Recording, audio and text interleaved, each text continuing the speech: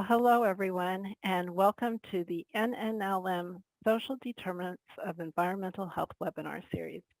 We are so glad that you were able to join us today for this session about how climate change is affecting Alaska. And as people are entering the room, I just want to let you know that you are free to say where you're from in the chat. I'm Carolyn Martin, your host for today's session, and my pronouns are she and they. And I am the Outreach and Education Coordinator for the NNLM Region 5.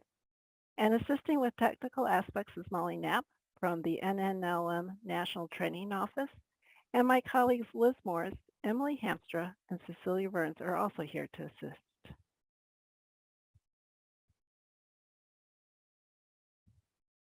We have just a few technical items to cover before we get started.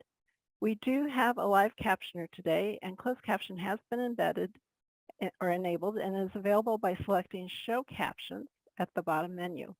Depending on the size of your screen, you may need to click on the three dots where it says More and then select Captions.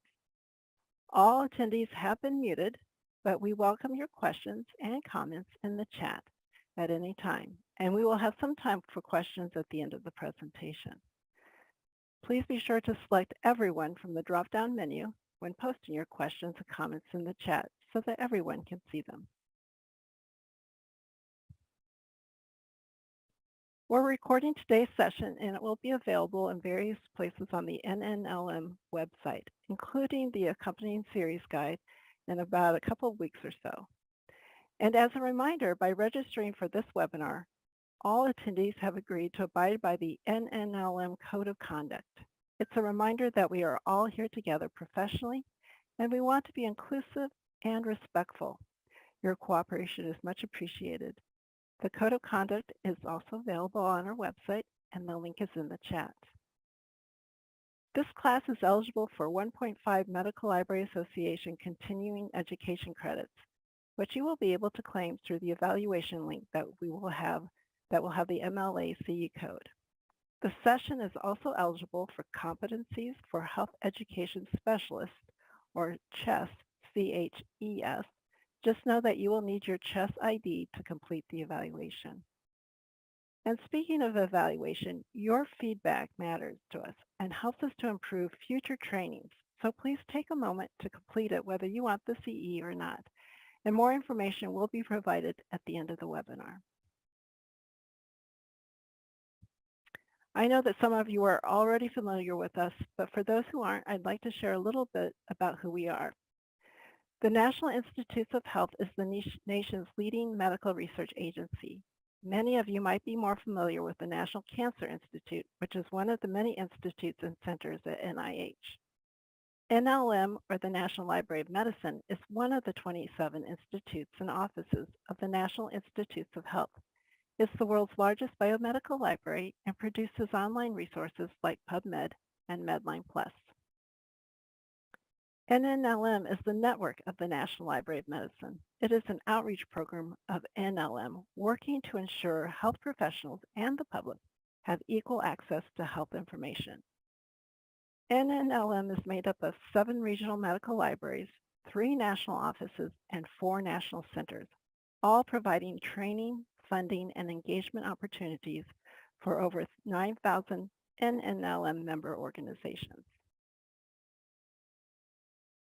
And here's a map to show you how our regional medical libraries are geographically divided.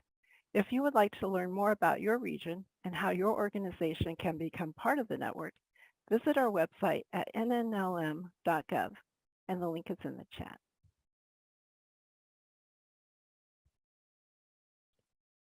It is my pleasure to introduce our speaker today. Sarah Yoder received her bachelor's and master's degrees in environmental health from Colorado State University. She worked for the Alaska Department of Health for over 10 years in roles that included managing the state's health impact assessment and environmental public health programs. Sarah is currently with the Alaska Native Tribal Health Consortium, also known as ANTHC, where she leads the Center for Climate and Health and is working with communities to understand the connections between climate change and community health and to provide support when planning for or responding to impacts. The title of Sarah's presentation is Climate Change and Health in Alaska, Addressing Inequities and Building Resilience. So welcome, Sarah. I'm going to go ahead and let you share your screen, and we look forward to your presentation. Good morning, everyone. Thank you for that introduction. I'm really excited to talk to you all today. I am talking to you all from the traditional lands of the Dena'ina in Anchorage, Alaska. Having a sunny day here, which is lovely. As Carolyn mentioned, I have worked in the past on health impact assessment, environmental public health, now in climate and health. So I'm really excited to talk about pretty much all those topics today. It's one of my favorite things. So we'll be talking about climate change and health in Alaska. And just for a quick overview of where we'll be headed today, cover the objectives briefly, provide a little bit about the organization that I work in, Alaska Native Tribal Health Consortium, talk about some of the climate impacts in Alaska, as well as some of the climate and health concerns and challenges that are unique to the state. And then we'll talk about pre-existing inequities and disparities and how those intersect with climate change, and then provide some examples of some response efforts throughout the state. So just here are the objectives for the talk. I won't go and read all of them because I believe they were in the materials in advance of this lecture. So in short, I hope to provide some information about how certain populations can be more vulnerable to health impacts from climate change, in part due to social and economic disparities. Talk about several things going on in Alaska that work on improving these disparities and minimizing health impacts from climate change. And then provide an example of why it's important to talk about social determinants of health when we're talking about climate adaptation. Okay, so set a stage of some unique facts about Alaska, why things might look a little different in terms of climate and health in the state. And a lot of what I'm sharing today are images from two reports. One was from the Alaska Native Tribal Health Consortium called the Unmet Needs Report. It was released earlier this year. I'll talk a little bit about that later on in this talk. And then also the National Climate Assessment, the 5th version that was released in the fall of 2023. I was involved in the health part of the Alaska chapter, so I pulled some images from that, and I'll be mentioning that in the talk. So this image, it's not super readable, but I think it makes some good points. So I'll read out some of these facts about current rural Alaska by the numbers. So approximately 60% of Alaska communities are not connected to the road system. That's really interesting when you think about the fact that Alaska is 1/5 the size of the lower 48. It's a very large state, not a lot of roads. Within Alaska, 40% of federally recognized tribes are located in Alaska. There's a lot of conversation, I'm sure many of you have heard, about the costs of living in Alaska, from food costs to heating costs. In Noatak, Alaska, which is in Western Alaska, the price of heating oil was $16 a gallon in May 2022. The cost of living in rural Alaska is 32% higher than a national average. And then the average population of communities in rural Alaska is less than 500. So very isolated, but also very small, which really leads to some interesting challenges related to capacity and some other things that I'll talk about. And then really important to the conversation about climate and health, of the 144 environmentally threatened communities facing infrastructure impacts from erosion, flooding, and permafrost thaw, 95% of those are economically disadvantaged. So we'll talk a little bit more about the importance of that as we go on. Okay, so a little bit about the Alaska Native Tribal Health Consortium. Let me change my view so I can see my notes. So the Alaska Native Tribal Health Consortium, it is a non-private tribal health organization, and it is designed to meet the unique needs of the Alaska Native and American Indian people living in Alaska. In partnership with the Alaska Native and American Indian people that ANTHC serves, as well as the tribal health organizations of the Alaska Tribal Health System, ANTHC provides health services, which include comprehensive medical services at the Alaska Native Medical Center, wellness programs, disease research and prevention, rural provider training, and rural water and sanitation systems construction. So ANTHC takes a pretty holistic approach to health in that it has, this traditional medical center with a hospital, but it also has community health services, support services, more on the finance and people management side, as well as the division of environmental health and engineering, which is where I am placed. Within this division, programs focus on water, sanitation, and utility infrastructure needs, and also provide technical assistance, training, and support on projects that can improve the environmental health in communities, including climate-related impacts. So ANTHC is the largest, most comprehensive tribal health organization in the United States, and it is Alaska's second largest health employer with more than 3,000 employees. So within the Division of Environmental Health and Engineering, there's Community Environment and Health. This department looks a lot like a environmental public health program would look like in other organizations, such as the State Health Department. We provide, services such as air quality, healthy homes work, looking into contaminated sites and hazardous exposure issues. We provide emergency preparedness support, as well as field services support.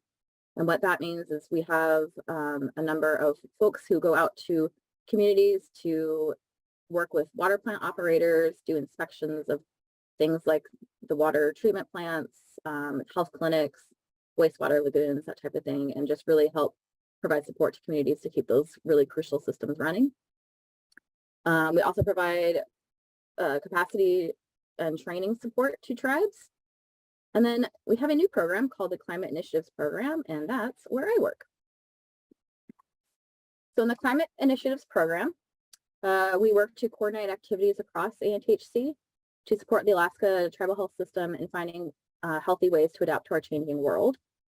We assess the unique community environment and assist in planning for adaptation, mitigation, relocation, and future climate-related initiatives. We work to advocate for equitable climate solutions and approaches for all of our 229 tribes in our state. And we are advocating for equitable climate response at the international level as well. Within the Climate Initiatives Program, there are two centers. They are the Center for Environmentally Threatened Communities and the Center for Climate and Health. So in the Center for Environmentally Threatened Communities, the center provides communities with more of the direct support for infrastructure-related challenges, surrounding climate change. So they support communities in figuring out how to maybe protect in place, retreat, or relocate to a new community. They provide capacity building, technical assistance, including assistance with community planning, funding acquisition, grant management, a number of really important support systems to tribes and communities. The center has supported over 40 communities with over 150 projects. So there's very active, very busy people. And they published the Unmet Needs Report for environmentally threatened Alaska Native villages in January 2024. And I will talk about that study a little bit later. The other center in the Climate Initiatives Program is the Center for Climate and Health, and that's the center that I direct. We are pretty broad in what we do. A lot of One Health work, really raising awareness about the interconnectedness between human health, animal health, environmental health, just how crucial it is to support the health of all, to, have more healthy and resilient people. We release some newsletters about observations happening around the Arctic that relate specifically to climate and health. In the past, we've done some climate and health assessments, as well as some adaptation planning. And we also operate the Local Environmental Observer Network, LEO network, which I will talk about a little later, but the quick of that is that it is a online system for environmental observers, like people around the state, to provide share their observations of environmental change where they live. Okay, so set the stage a little bit about some of the organizations in ANTHC and a little bit about living in rural Alaska. So now I wanted to share briefly some of the current trends and impacts in Alaska related to climate change. This is all generalities. With each trend, there's some nuance with it. So just keep that in mind. So Alaska is warming 2 to 3 times faster than the global average. This is causing a lot of impacts, as well as just other changes globally that is impacting Alaska and other Arctic nations. So trends we're seeing is increased precipitation, generally in the form of more frequent and severe precipitation events that can cause flooding and erosion. Increased precipitation doesn't necessarily mean we won't ever have droughts or anything. We're getting warmer, so water is evaporating. So increased precipitation, not always all bad, but it doesn't always mean what we think. And we still may have some, some water quantity issues as well. We have seen increased wind speeds, and these high wind speeds can amplify the impact of storms. That's really critical, especially in areas that no longer have some of the protections that they used to from big storm events, such as sea ice that used to kind of protect a community from storm surges. We've seen rising air temperatures, and this can lead to a variety of things such as permafrost thaw and loss of sea ice. And as I mentioned, that loss of sea ice really can impact communities as this buffer around the coastline declines, and we have more severe storms coming closer into communities and causing larger impacts. And then sea level rise. I think we all understand the potential impacts of sea level rise. Interestingly, not happening everywhere in Alaska yet. There's also some sea level decline related to the melting of glaciers and the ground rebounding. But, eventually we expect to see more uniform sea level rise around the state. Okay. So I just wanted to highlight a couple of the recent climate-driven extremes and notable events. This is an image from that national climate assessment that I mentioned. And I just wanted to share this, and then the next slide, to provide some scope of what things are happening around the state and how that may, impact the people who live here. We have seen really significant changes in the sea ice extent. We have seen extremely high concentrations of harmful algal bloom cysts in the Bering Sea. And that's really an issue we haven't seen much before. We've seen record wet summers, which have created some unique flooding issues, as well as changes to how people are preserving some of their traditional food resources. We've seen, as well as other states, impacts from the blob, that marine heat wave. Ocean acidification, heat waves, droughts, so a lot going on in the state. And then that also has led to some major recent ecological changes. And this image is also from the National Climate Assessment from the Alaska chapter. Just sharing some of the things that have impacted the wildlife and vegetation, and these things, of course, can then impact humans who use these resources. So we've seen issues with salmon runs, as well as, you've seen in other states. We've seen unusual mortality events in the Bering Sea of seals and birds, issues with crab, as well as recent record salmon runs. So not all changes have been bad right now. Expansion of some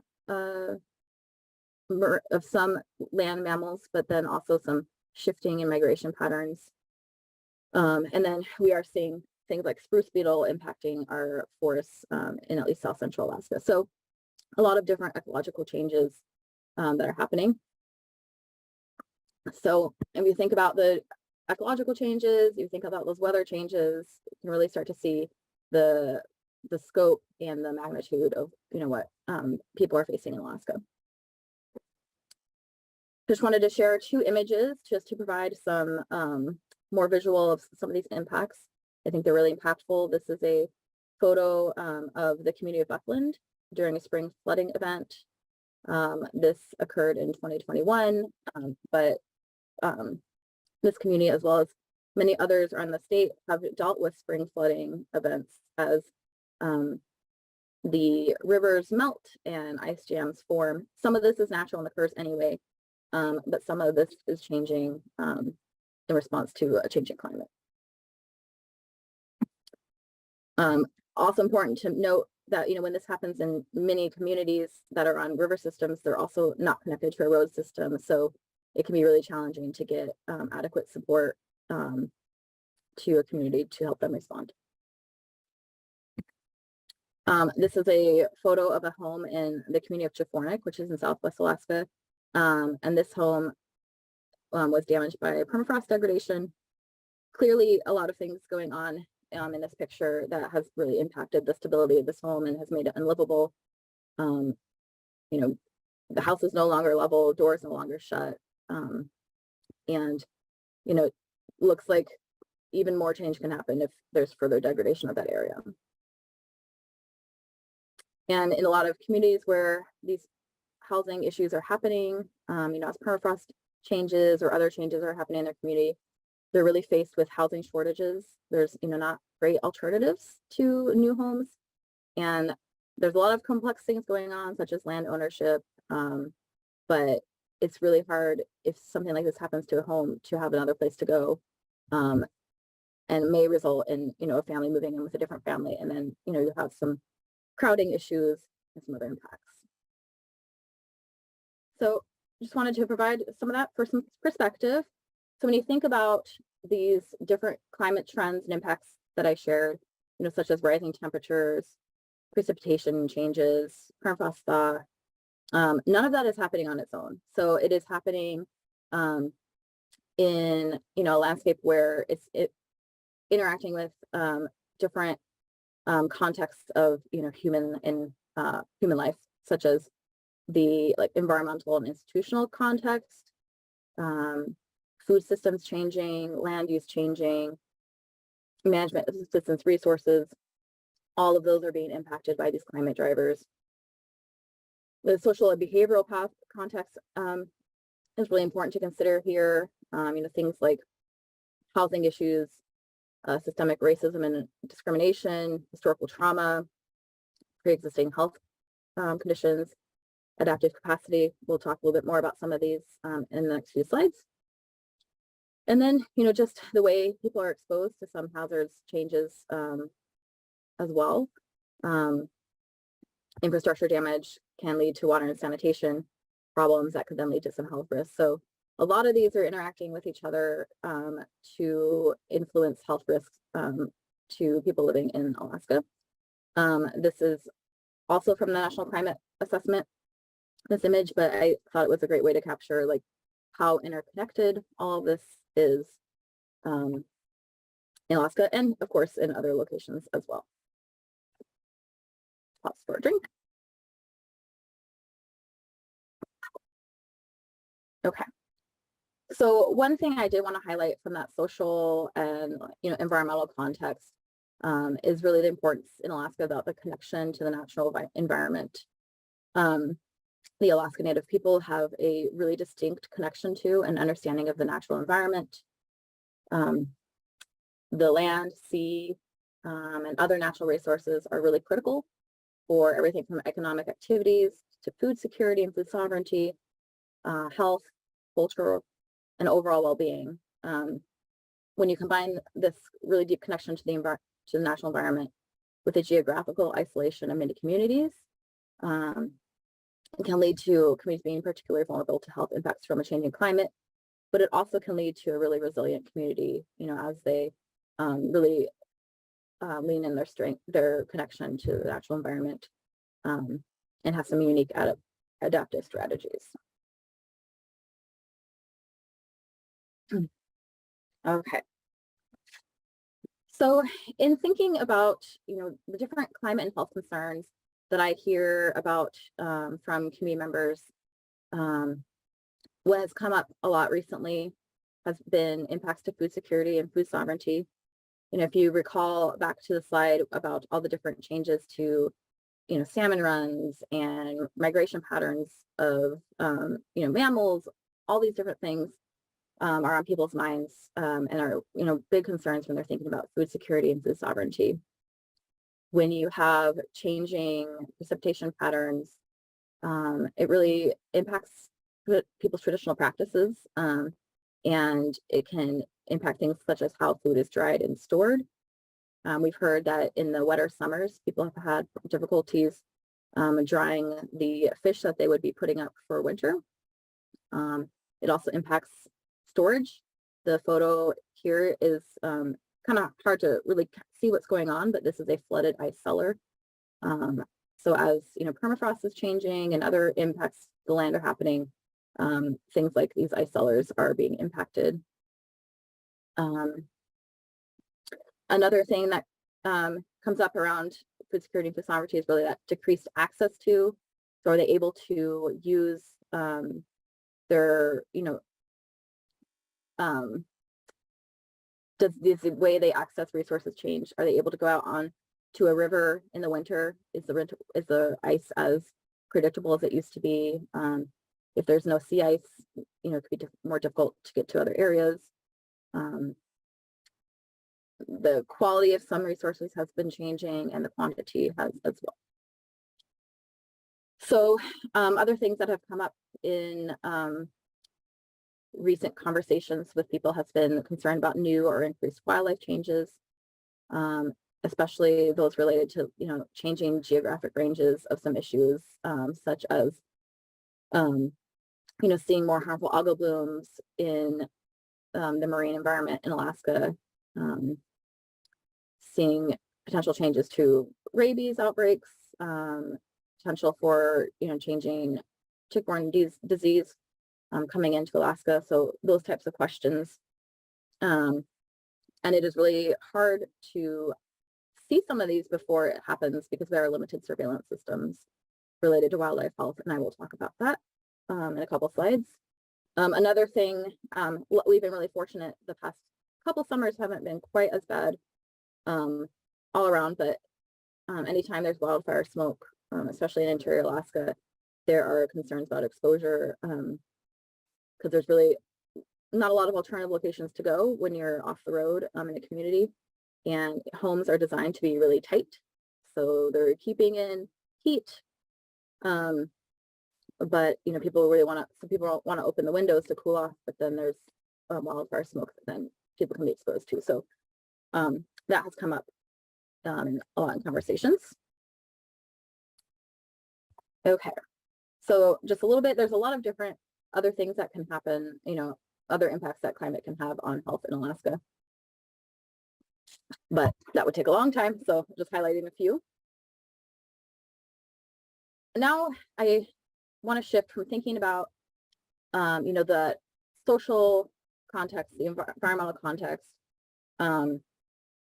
changes to the, ecological systems in Alaska, different health challenges happening, and then kind of overlaying that with existing issues. So climate change can exacerbate existing health challenges and create new ones.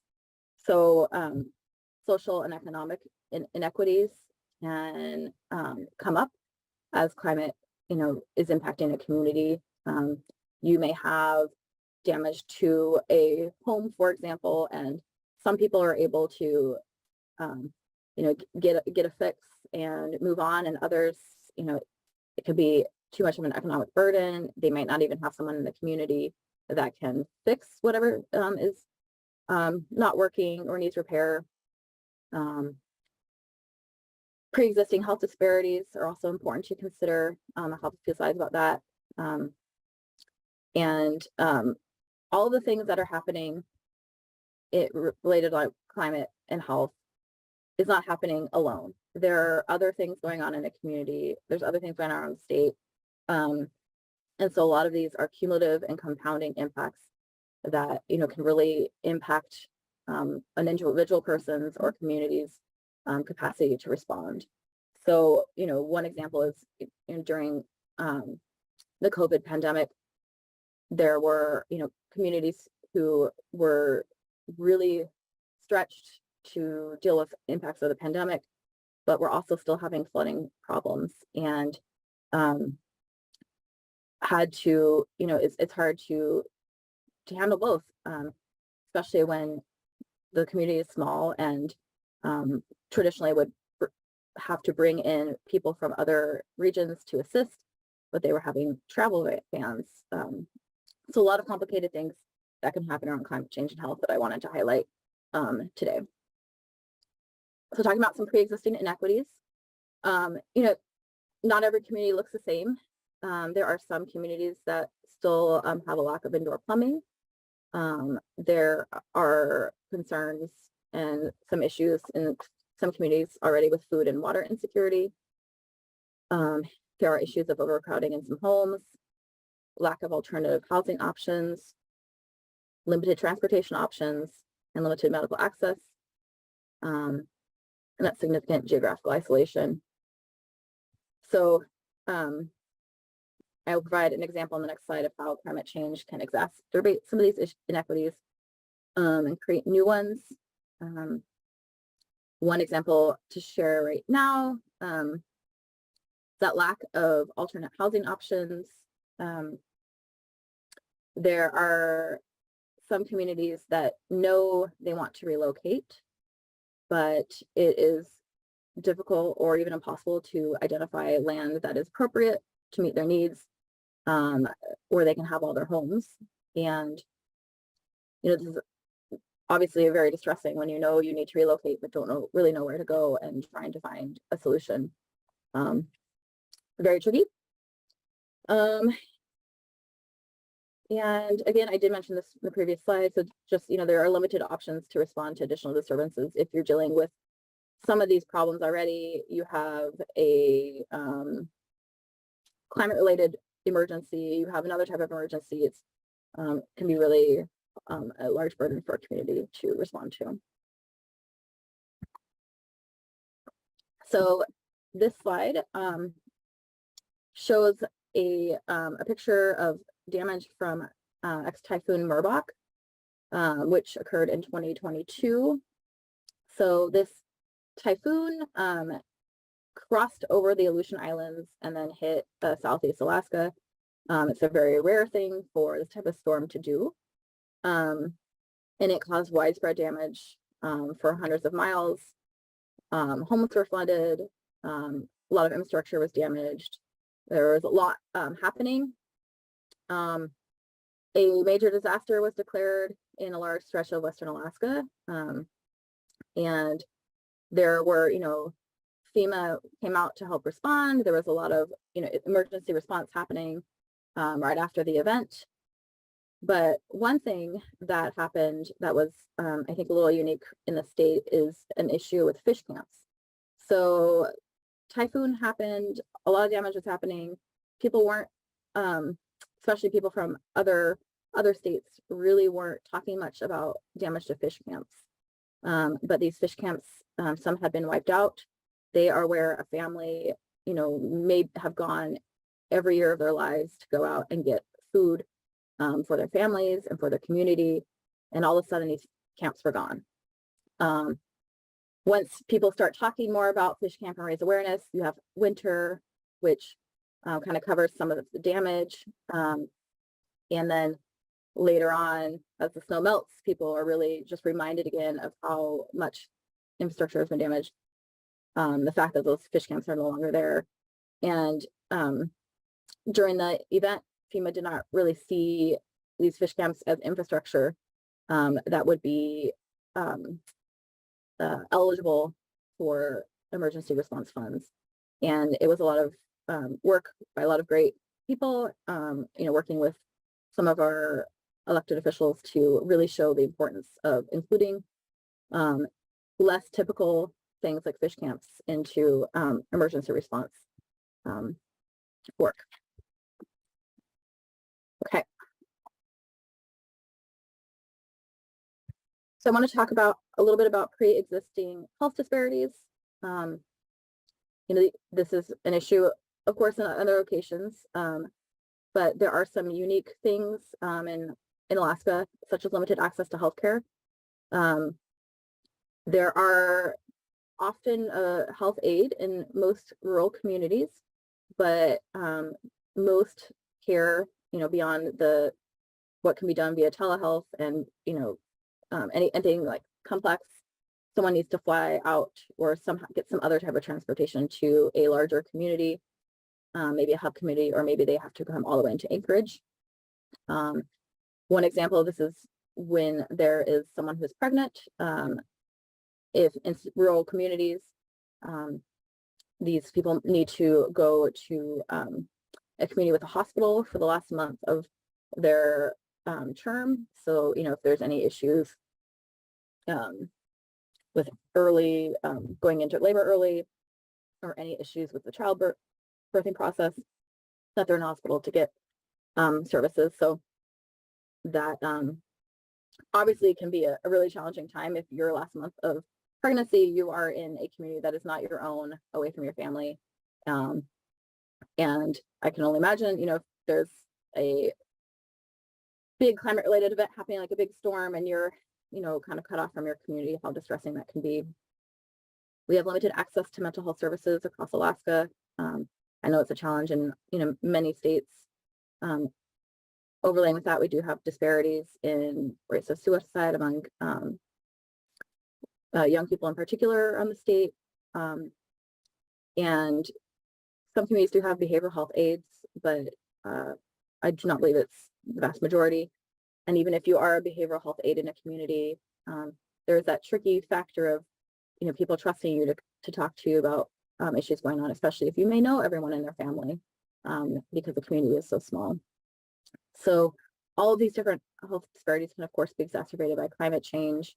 Just that feeling of anxiety about unknown change in the land that you're so connected to, that can cause, health, like a physical health response that can increase anxiety.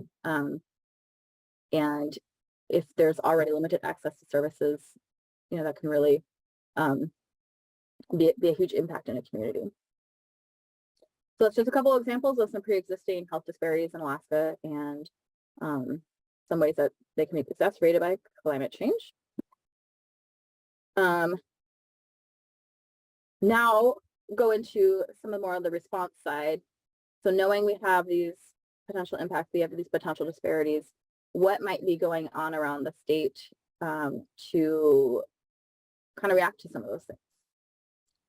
So one really important thing I wanted to share is it's really critical to consider environmental and social determinants of health when developing a climate adaptation strategy. So if there's a certain potential impact from climate change and you want to help a community prepare for or respond to that, you really need to have a great understanding of the people in a community and, what kind of context already is in play in that community in terms of some of these determinants of health. So I talked a little bit earlier about the wildfire smoke example, just like knowing how homes are built in a community and how, many of these homes, such as, interior Alaska, are built for really cold winters and don't have HVAC systems. So there's no way to get cooler air. So people have to debate, do we open the window and let in smoke, or do we keep the windows closed and get pretty hot? And we can't often in some of these communities go to just a store and get an air filter or, something else. So there has been some great work by some other agencies about, putting together some kind of more DIY air purifiers and other ways to respond to that kind of issue. Water and sanitation improvements. I pull this example because especially in a community that already has a lack of indoor plumbing or a minimal indoor plumbing, when you're kind of responding to infrastructure damage that may impact water and sanitation infrastructure, you can have a really great idea of improvements, but if you don't understand how the community really functions and what their preferences are, people may not like those improvements or may not use them. Especially like there have been water and sanitation improvements put in communities that have been not as successful as it maybe originally envisioned, because they took up a ton of space in an already really small home, or they were just really difficult to repair. They didn't have, the right people or the right resources in the community, and they just didn't last. Changing food production methods. Some of the climate adaptation strategies is identifying that as the climate changes, different foods may be able to be produced in an area that didn't used to be quite as friendly for these foods. But it's really important to understand, the cultural context when you're bringing in new foods into a community. Do people like these foods? Do they know how to use them and grow them? And are they able to be connected with other communities that may have this experience, and they can, share knowledge? And also, what does it mean if you are, changing from more of a, one style of using the land and interacting with resources to more of like a farming model? Like, how does that work in certain communities? So things to really think about. And then the last example I wanted to share is the example of, considering community relocation versus, more of a protecting in place. One example could be, we know there's big storm surges that could impact a community and provide flooding, maybe putting up a seawall, or other types of things that could help keep the community more protected, versus just like total relocation of a community. And, that's one where you really need to understand land use, of course, in the area, who owns what land, is the alternate location a place that people want to be? How complicated is it to relocate an entire community? And understanding it takes a lot of time and a lot of monetary resources, and can be really complicated. So really, just working with the community and understanding their needs as much as possible before really responding to these changes and providing some more adaptive strategies. Okay. So one example I wanted to share about responding to climate hazards, this is more of that water and sanitation response. I'm highlighting a project that Alaska Native Tribal Health Consortium was involved in. This is the mini portable alternative sanitation system, or mini-PAS. And it actually was installed in several communities during the COVID-19 pandemic to really help with, ensuring that there could be more hand washing in homes that, traditionally might have been hauling water into their homes and really restricting how much they used. So this system provides a hand washing cabinet, as well as a ventilated honey bucket, which is not a flushable toilet, but is still, because it's ventilated, was an improvement for homes. It brings indoor sanitation into homes that didn't have running water, and it can help with sanitation needs in homes that may be experiencing damage to existing water and sewer infrastructure, or are undergoing community location and need some type of water, sanitation fix before they can get more plumbed resources. And this is just a picture of a mini PAS system installed in a home.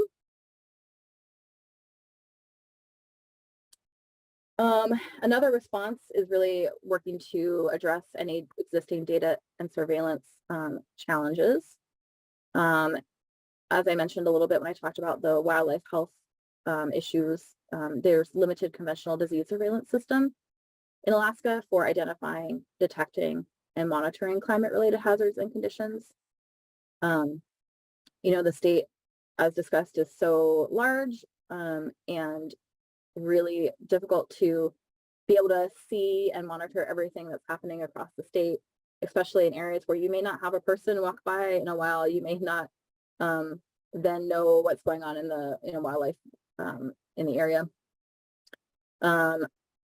We know that mental health data is particularly limited specific to climate change, especially when you address what's going on in rural communities. There have been some great researchers that are working to improve mental health data that we have around the state, and include some studies specific to climate change, but it is really hard to fully capture because, you know, what's going on in the environment is just so integrated into someone's day to day. How do you separate what, you know, what they're feeling in terms of the change of the environment to like how their general well-being is? So kind of difficult to capture mental health data, especially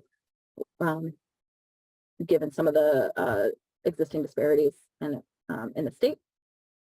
One tool that is being used to help address data gaps is a local environment observer network.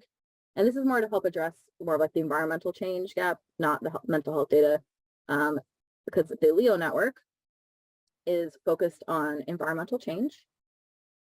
Within the system, local observers, so someone in their community who is just, you know, walking around, maybe driving their 4x4 or their snow machine, they can report any unusual environmental events that they see.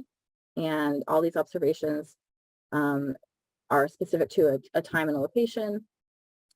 And these events may be someone's personal observations or a news article from a region that describes a specific event. So a person might see that there was actually a story of someone who would walk from their home to their work, and they left for work and there was a lake along their way to work. And as they walked home, the lake was gone. And so they posted this, and a feature of Leo Network is that every observation then is connected with someone who works in that field and might be able to provide some more information on what might have happened with the event and any response. So in the case of this lake disappearing, they were connected with some permafrost researchers. There was a lot of work done to understand what had happened. Turns out it was permafrost change, but also some beaver migration changes, and this beaver was new to this area, and so a variety of different things going on. It actually resulted in a scientific publication where the community observer got to be one of the authors. So it was a pretty interesting story. So Leo is a great way for, you know, things that are just unusual, don't really know what's going on, but it's something different in someone's environment. They can post and be connected to someone who may be able to, you know, learning more. It's also a great way for people to share what's going on so that people in other regions, they might read about this issue that might be predicted to come to their community. And if you're dealing with certain animal disease, but it hasn't quite reached your area yet, you might be able to read what's been going on in other regions. So very interesting. It also, the Leo Network provides these news articles and background information on issues that come up more on the, not so much national scale, but more of the like community newspapers and other Arctic news, to really increase awareness of, you know, things going on around the world that impact health and environmental change. So anyone can join the Leo Network. You just go on to leonetwork.org and sign up for an account, and you can see what's going on in Alaska. You can also, Leo Network, there's observations from other parts around the world too, so you don't have to be in Alaska to use it. But it can be pretty interesting to dive into and kind of see what's going on. So we talked about the some water and sanitation issues. We talked about some health surveillance challenges. Now I wanted to talk a little bit about some healthcare disparities. So as we all know, COVID-19 highlighted some of the large disparities in healthcare access and services. That was definitely true here in Alaska. It was really interesting though, as part of the response to the pandemic, new or enhanced health partnerships were created. Some like non-traditional partnerships were made to really de-silo a lot of work going on around the state. And it really increased surveillance and data accessibility. You know, now you have dashboards for things, and you can know real time what might be going on in a community. And a lot of this has also improved climate and health information, just being able to access data and, really responding to community demand for and understanding of surveillance data has really improved, which has, I think, has been a benefit to helping us understand climate and health information. And I think, it's really important that there's a continued investment in working on minimizing these types of healthcare disparities, because it can also increase resilience to climate-related impacts to health. So I wanted just to highlight something on the more positive end of things. And then my last slide about some of the response going on in Alaska is this more responding to systemic inequities. As I mentioned a few times, the Alaska Native Tribal Health Consortium published this unmet needs of environmentally threatened Alaska Native villages. The unmet needs report is how we shorten it. And that was in January 2024. It's a pretty long publication, but it is very interesting. It talks about it summarizes a lot of what's going on in the state in terms of infrastructure issues, but also the barriers that communities are dealing with when it comes to responding to, to issues in their communities, what types of barriers exist, in funding agencies, that type of thing. So if you're interested, I included a link here. This image on the right is going to be a little tricky to see, but it kind of displays some of the, different messages that impact communities, especially like getting funding. You have to have certain requirements met to even apply for something, and that could be a huge barrier to communities. So this report does provide some recommendations and has led to some great follow-up work. So I just want to provide that as one example of a way to respond to some of those more systemic inequities and raise awareness about them. Okay, so that's where I'll stop. Feel free to provide any questions or comments, and I hope that helped us all, think a little bit about the different social determinants of environmental health, how those impact climate and health here in Alaska. And I think, many of these things can relate to where other people are living as well. Thank you. Thank you, Sarah. We really appreciate your presentation and for giving us a better understanding of what populations in Alaska are experiencing with climate change. I think we all had an idea, but it was really nice to have you expand on that for us. So now is our time for you to ask your questions, or if you have some comments, you can put them in the chat. You can also raise your hand and we can unmute you as well. I believe we have one from Janice that says, is there property insurance available to assist with rebuilding affordable property? Let me rephrase that. Is there affordable property insurance available to assist with rebuilding? I'm not entirely sure. I think maybe in some areas. I think one particular problem in a lot of communities is there often is nowhere to rebuild. So that is tricky. And I think I'm not an expert on the insurance side of this for, especially for more of the rural communities. I suspect the answer is no, but maybe there's someone on the call who knows a little bit more. I know there's a few other Alaskans on. You can pop it in the chat if you know. Sarah, may I further explain why I asked that question? In Florida, insurance companies have begun pulling out because the climate, as you know, is causing more extreme weather. Are you seeing that in Alaska? Seeing more extreme weather in Alaska, yes, I would say so. And how is this impacting, for example, the being able to purchase or being offered? Because again, in Florida, we have 4 insurance companies now that have pulled out. They will not insure properties in Florida because the extreme weather is just causing I would say, prohibitive costs and damages. Are we seeing any of this play out in Alaska? Yeah, from what I've heard from some people is that that is indeed happening here too.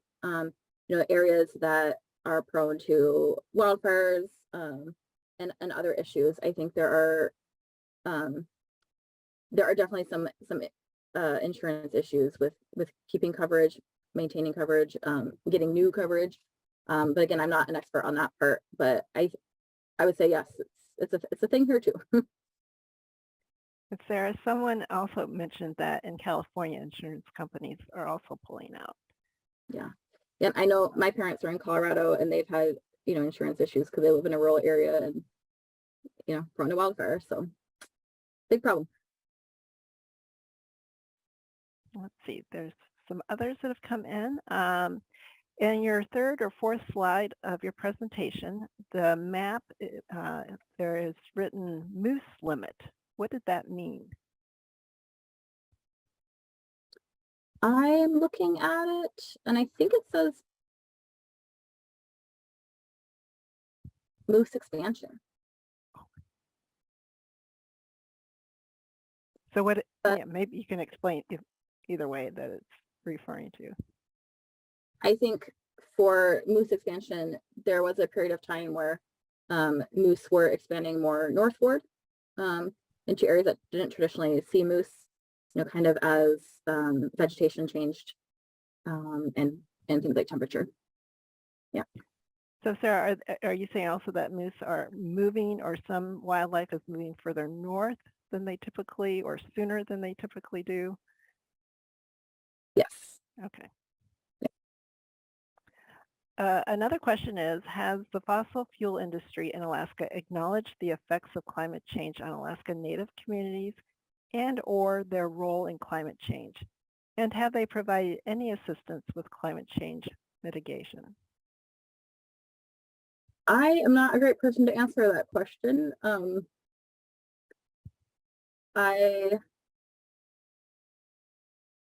that's okay. Yeah, I'm not sure. So that's okay if it's a little out of your scope. So yeah, I'm sure it's out there, but my mind is like blanking right now. So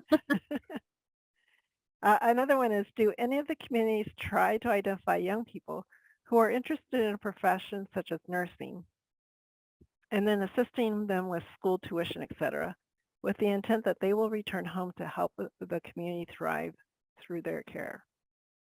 Yes, that does exist. I know there's a couple different types of programs, especially now there's with having virtual, capabilities. There's efforts to actually train people in their community as much as possible. Because what does happen is when you pull someone from a community to, maybe attend school in Anchorage, it just it's hard to get back to their community for a number of reasons. So, allowing someone and supporting them and living where they are from is one strategy to help deal with that. But there's definitely different models out there for getting rural folks trained and able to, stay in their community and provide services to them. Let's see. There's another one. Might more people begin to accept the climate is changing as they realize a direct and negative impact on the quality of their life? Yeah, I think, and granted, I mean, it's in a very specific space in Alaska, but it does seem like up here, especially because people can pretty clearly see some of the changes that have happened, that it is more accepted and, there's more dialogue about it. I think still, people don't talk too much about the whys of climate change. And, that's really not my, I'm not trying to impact that very much. But what, is important is we're all understanding yes, these changes are happening and, there are some things we can do to address them and prepare for them. Yes, and someone else also mentioned that that most people probably accept that the climate is changing, but maybe not always the reasons for it. Yeah, especially when, a lot of people in the state, they're either tied to the land for, food resources, for recreational resources. A lot of people came up to Alaska to get winters. And then you have, commercial fishing industries and stuff. So a lot of different segments of the population can see, how climate is changing here. Someone else asked, have some Alaska communities already had to relocate due to the effects of climate change? And are there any predictions as to how many Alaskans may have to relocate in the future? Yes. I don't have the stats off the top of my head, but there is a report. I can see if I can find the link and add it. But the Denali Commission put out a report on environmentally threatened communities, where it laid out how many communities might need to relocate, and like what the driving hazard was. The unmet needs report that I mentioned also shares some of that information. I do know there are a couple of communities thinking about relocating. There's some that have started the process. The community of Newtok has begun to relocate to Muktovik. And from what I last heard is some of the services have been relocated and some of the things have not quite yet been relocated. And it's just been really challenging to have the right sustainable funding support through every step of the relocation. It's kind of, every federal agency has a bit more of a different jurisdiction. So the community has had to kind of hopscotch their assistance a little bit. So you have like the schools in one community, you have the post office in the other. So it's pretty challenging at the moment, but you can read a little bit about that in the unmet needs report as well.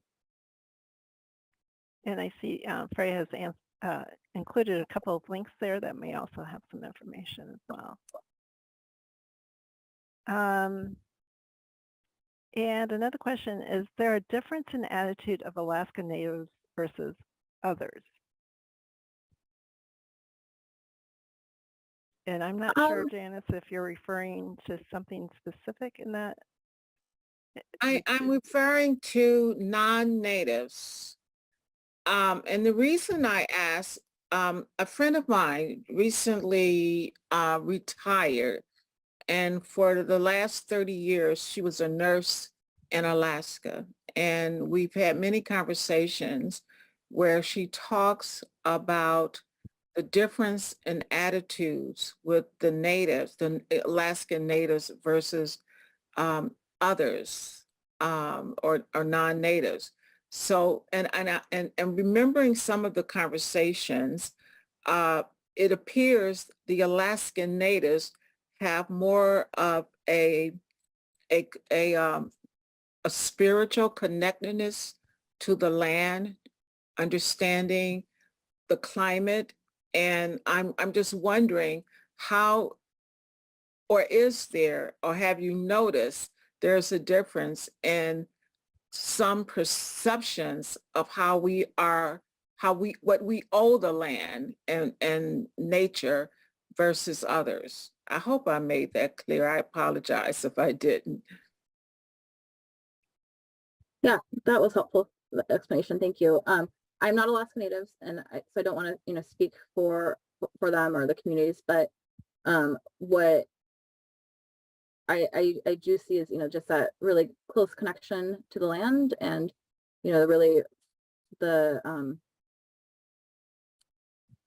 the millennium of stewardship of the land definitely leads to some different ways of viewing these changes and, seeing the importance to, observe them and respond to them is different than what you see in communities who may not really have that same tie culturally and historically to the area. Thank you. I think someone also put a link in there that from the Denali Commission report that may also have information about that.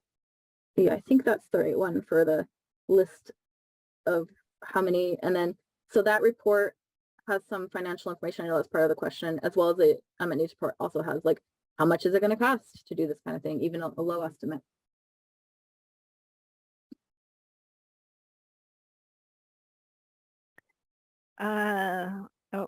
And Freya also says the book Early Warming by Nancy Lord may also be of interest to that last question.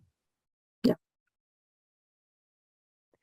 One of the questions that I had regarding your presentation, Sarah, was,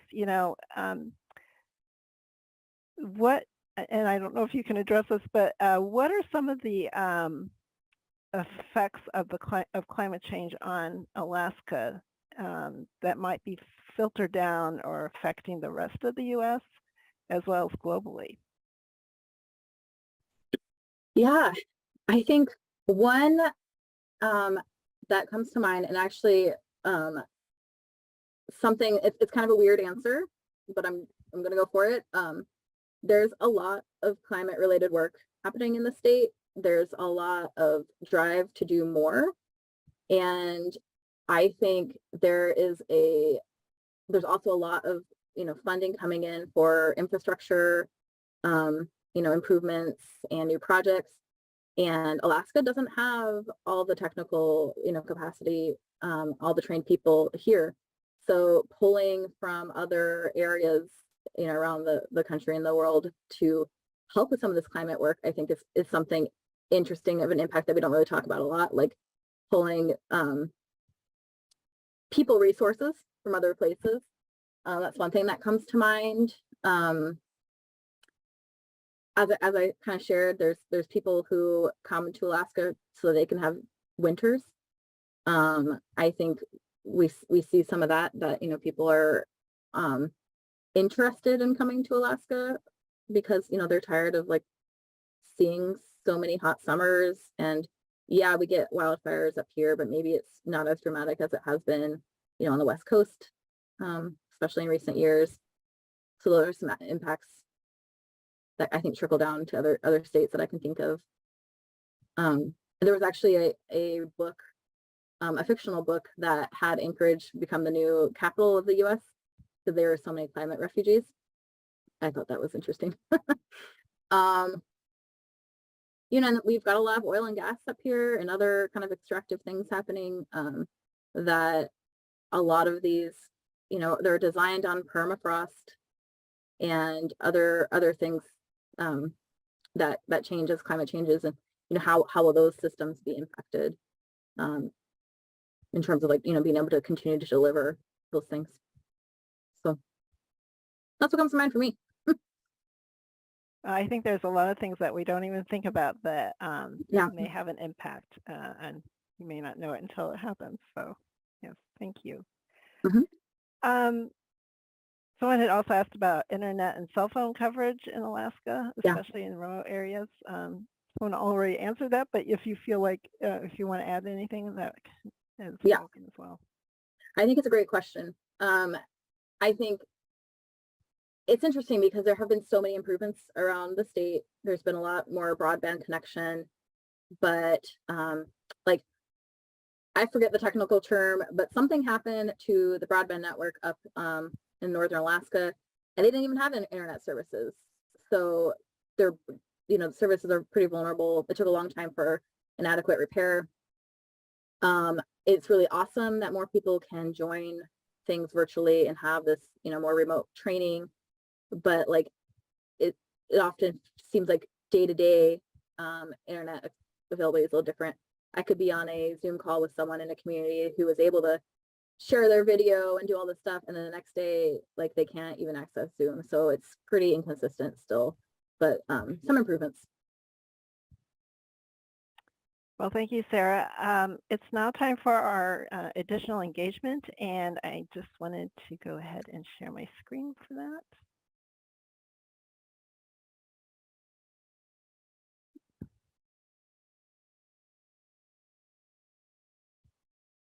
So I want to thank you, Sarah, for giving this great presentation. And now we have this time to talk a little further.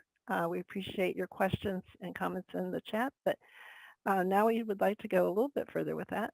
I have a Padlet where you can add your thoughts and to some questions, and then we can discuss those together. We will just all stay together in the same room.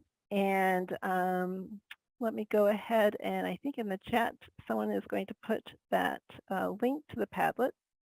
And I will go ahead and share my screen regarding that. Sorry about that. And here you can see the Padlet here. I'm not sure if you're familiar with these or not.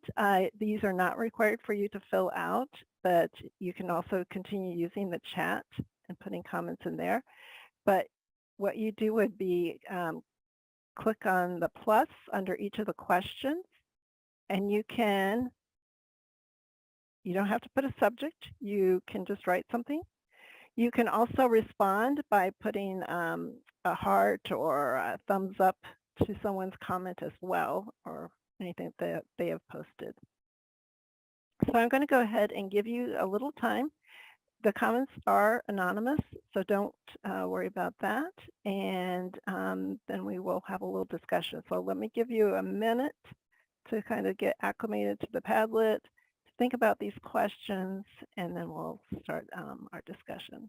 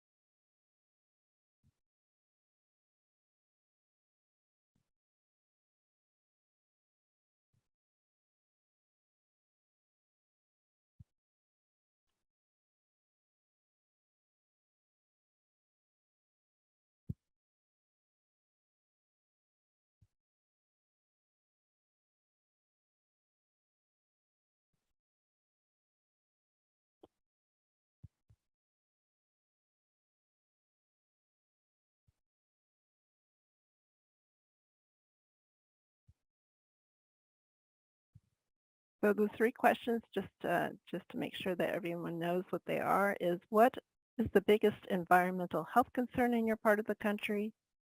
Another question is, what does your organization currently address? The intersection of climate change and health outcomes. And the third question is, what might your organization do in the future to address the intersection of climate change and health outcomes? And even if you're not sure which category it might go into, feel free to just go ahead and post. They kind of intersect and could apply to either of the categories. So if you want to see what other people are putting down, there's a little slide here on the right of each one. And you can see what other people have written. And again, you can use these little, you can add a comment, or you can also have a reaction to any of the posts.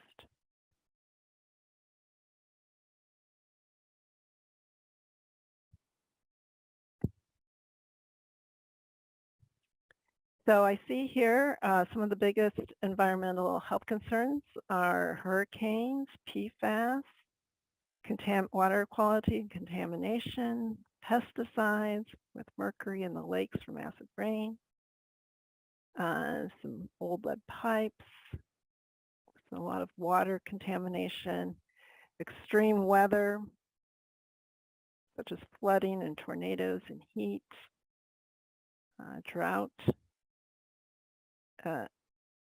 particles linked to diesel-fueled school buses or other transportation. Someone in Salt Lake City is saying that the lake is getting dangerously low, and that harmful chemicals are then released into the air. Again, lots of air and water issues, warming temperatures, unpredictable weather,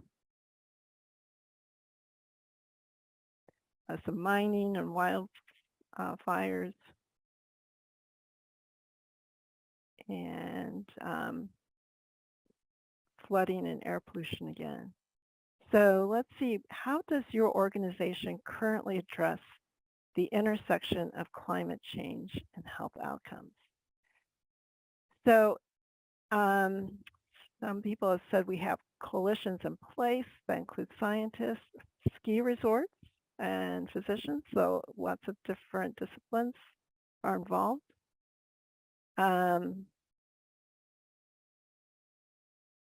This one here is saying that when a majority of your institution is tasked with energy research with the largest donation made by billion oil man Harold Hamm, it is difficult to feel job safety and speaking up.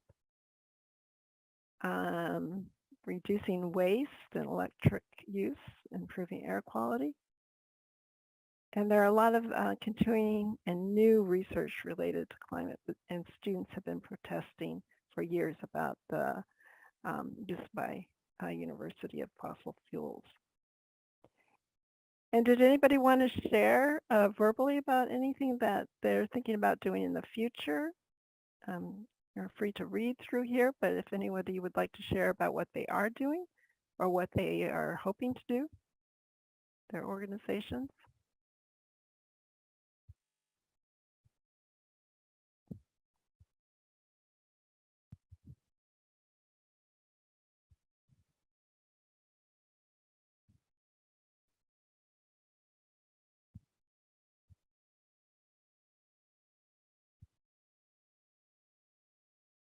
So funding.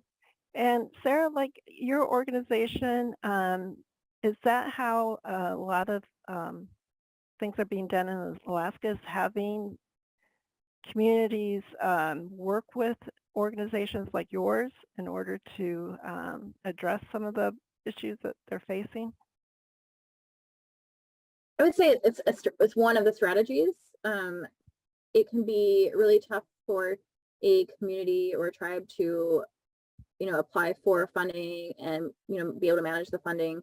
And so there are agencies like ANTHC that help that process so that they can get, funding and do the projects that they need. There's a lot of different funding things out there that I think communities are using in different ways. There's also a lot of research happening that, such as through the University of Alaska, Fairbanks, also other campuses such as the Anchorage campus, where researchers are trying to really collaborate with communities and, have more community-driven projects so they can, fully participate and be engaged in this work. Yes, it sounds really complex and probably overwhelming to a lot of people, but I think knowing that there's organizations like yours out there to help with that is at least one step.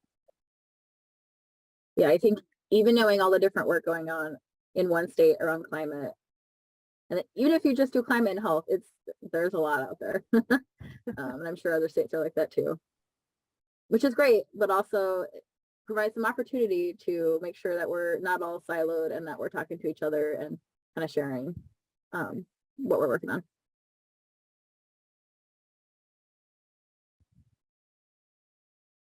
Ooh, I just saw one about integrating environmental health curriculum into more schools. Love that. Oh, which one is that? Yeah, if you scroll back up a little bit. Okay. Oops. Sorry about that. A little too much. There we go. Oh. I think it's down a little more. Okay. Oh, there it is. There we go. Yeah. Yeah, integrate environmental health curriculums into trainings. I really like that. Yeah. Our first session of the series was about environmental health literacy and just learning about, understanding environmental health. I think is really important. So yes. Not to put you on the spot again, Sarah, but are there tools for individuals to use as well to help with this, or is this more of a organizational endeavor for people? I think it kind of depends on where the person's at in their community. I mentioned that National Climate Assessment and Share a Link that gives more like regionally relevant information, and I think in there's some tools that people can consider.